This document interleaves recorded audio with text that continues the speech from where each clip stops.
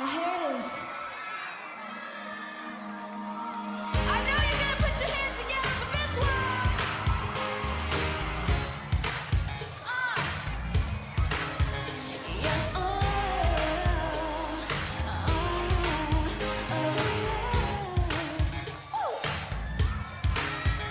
Yeah, every time you're near, baby, I get kinda crazy in my head for you.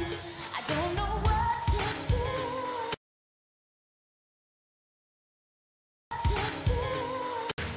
And oh, baby, I get kinda shaky when they mention you.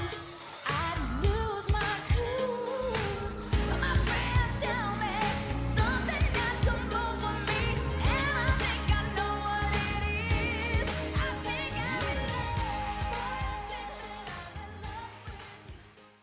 I don't wanna write another love song. I don't wanna open up my eyes. I don't wanna see what you have done to me. I don't wanna know what's under your disguise. And I don't need to see what's on the inside. Let me enjoy this, 'cause it was all just a beautiful lie.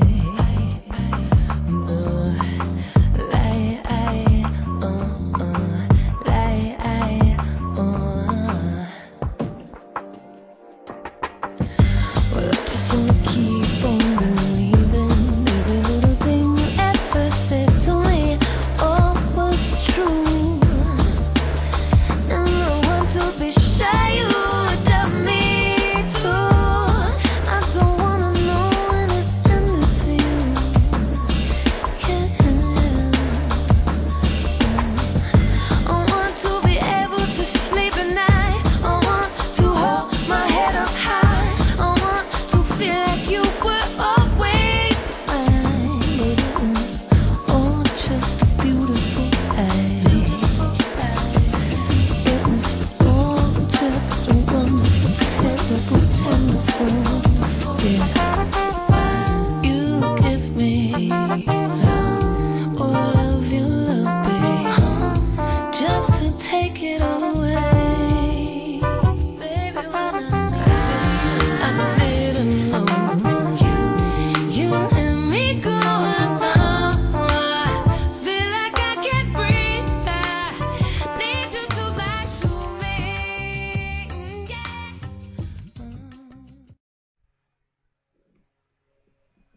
What is love?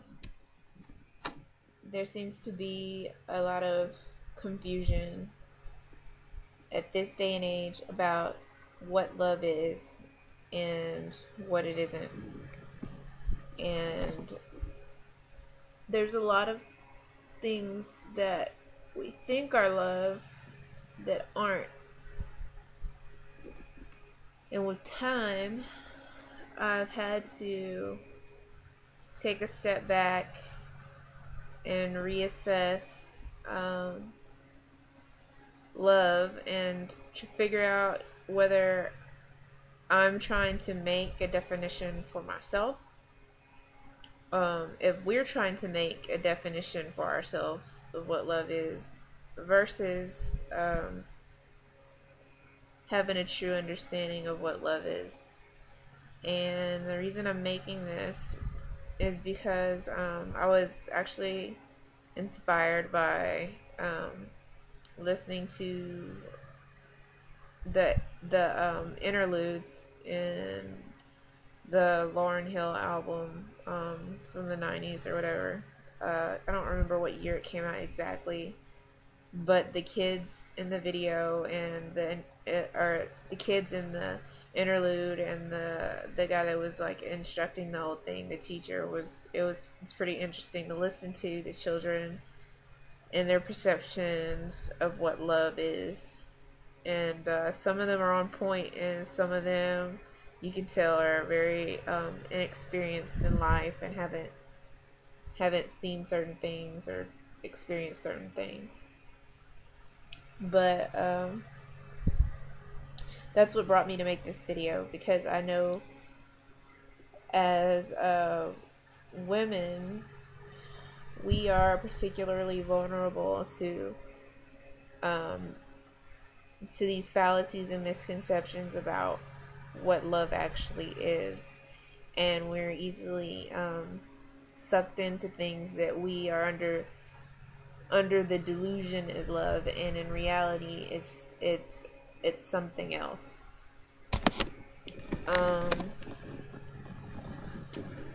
In the letter that Apostle Shaul wrote to the Corinthians, 1 Corinthians 13 verse 4, in the King James Version it says charity, but in the other versions of the Bible it says love.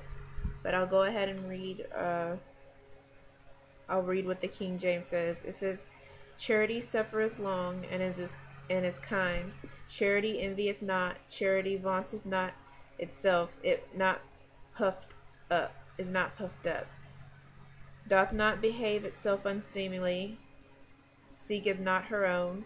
Is not easily provoked. Thinketh no evil. Rejoiceth not in iniquity, but rejoiceth in truth. Beareth all things, believeth all things, hopeth all things, endureth all things.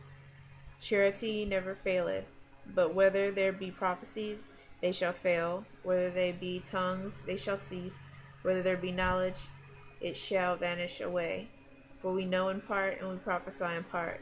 But when that which is perfect is come, then that which is part shall be done away. And the reason I'm reading this verse is because it's been brought to my attention that love, hearts, butterflies, twinkles in the eye, googly eye, all that stuff, it's what we've been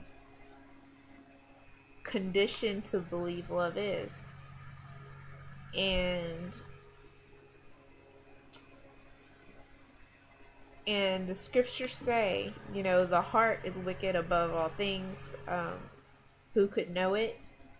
Well, a lot of what we think is love, a lot of it's actually just a wanting, a desire, an obsession, a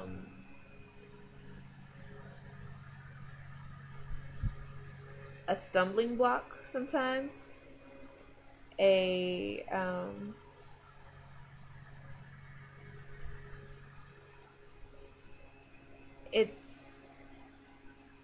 not what the scriptures. I mean, keep in mind, I understand that the letter to the Corinthians is nothing more than a letter, but if Paul was in the spirit when he was writing these things to the churches, then you do have to consider some of what he says, because he's trying to break things down and get people to understand some things.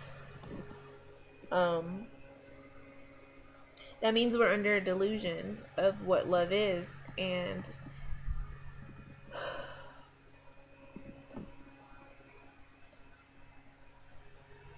a lot of us are involved in situations where we think we're in love. I'm not saying you don't genuinely love that person, but does that person genuinely love you?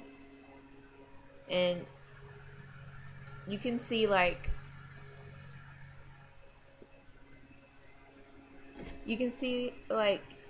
there has to be a strong foundation to build on. And if a person doesn't have the revelation of Yeshua, does not seek righteousness, does not seek the law of the Almighty, if a person can't love the Almighty, they don't have the capacity to love you. They may have some attachment to you. They can't truly like love you because it says, but when that which is perfect is come, then that which is in part shall be done away. You can love someone and not be in love with them. You can truly love someone, you know, you can really love someone and they don't know. You can truly love someone and they can be oblivious to it. And them being oblivious to it only testifies to the fact that they don't love you. Because if they loved you with perfect love, they recognize that. And I think Yeshua is a perfect example. The real Yeshua, not the watered down, whitewashed, frilly-frally, fairy tale Jesus figure, but the real Yeshua. He loved Israel so much. He loved Israel so much, and so many of our people didn't even know. Like, so many of our people were so blind, and they were blind because they didn't know how to love. I mean, they have the free will to figure it out, just like anyone else. But that's why he says, you know, forgive them, Father, for they know not what they do. Because he understood that these people didn't even know. They didn't even know how much he loved them. And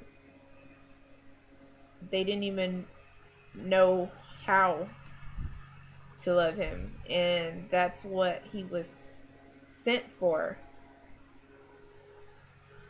He was sent to show us what was perfect, what perfect love is.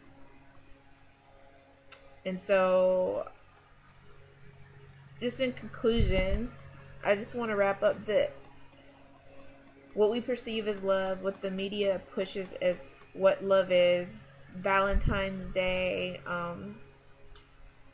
all these things, you know, they're illusions. They're not really love. They're spells, obsessions, preoccupations, idolatries. It's not true love. Love is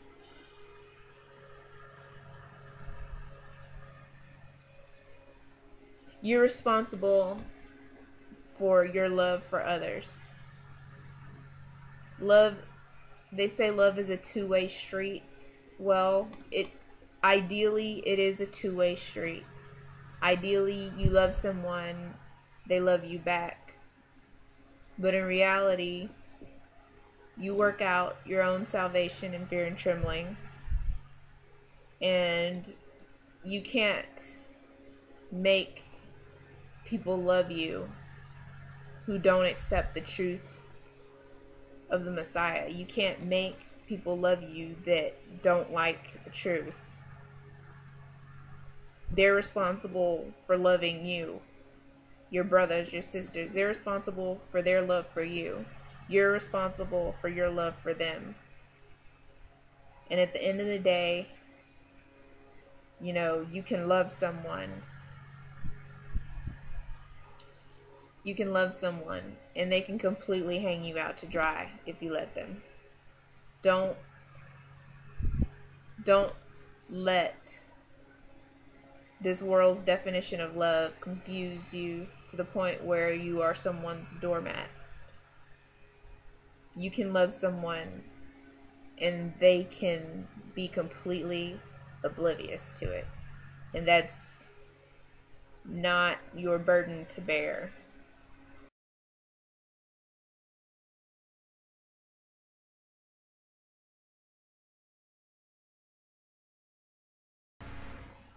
Not to say that people aren't in love that are married. That's not what I'm saying at all. It's just that as a believer